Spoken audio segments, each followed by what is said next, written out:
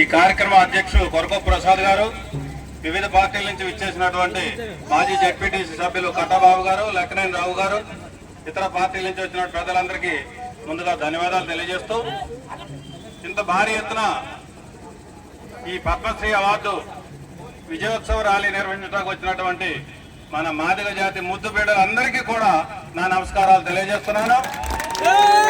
అలాగే ఈ కార్యక్రమం ఈ రోజుకి చేయడానికి ముందుకు రావడానికి సుప్రీంకోర్టు ప్రధాన కారణం దీనికి వర్గీకరణ ఆమోదించడం.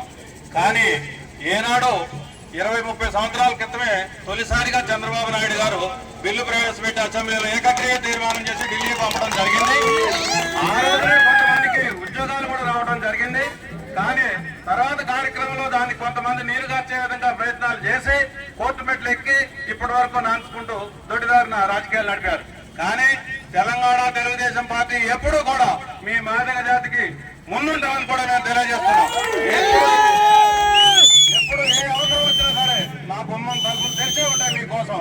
మేము అన్ని రంగాల్లో కూడా అన్ని విషయాల్లో కూడా మీ ముందు కార్యక్రమాలు నిర్వహిస్తాం. మీ వెనక ఉండి ప్రోత్సాహాలు కూడా అందిస్తామని తెలియజేస్తున్నాం.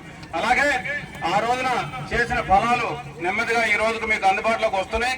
ముఖ్యంగా మందా కృష్ణ మాది గారు మీ మాదిగ జాతికి ముద్దు బిడ్డ అనడంలో ఎలాంటి సందేహం లేదని కూడా తెలియజేస్తున్నారు.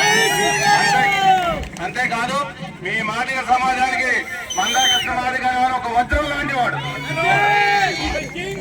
ఒక నిప్పు కణంలాగా భావించాలి మీరు. ఎందుకంటే ఎంతో మంది రాజకీయ నాయకులు ఎన్నో ప్రలోభాలకు గురి చేసినా కానీ తొలగకుండా వెనక్కుండా ఈ రోజు వరకు ఉద్యమాలను తీసుకొచ్చి వర్గీకరణ ఫలాలు సాధించి మీ పిల్లలకు అందించడం జరిగింది.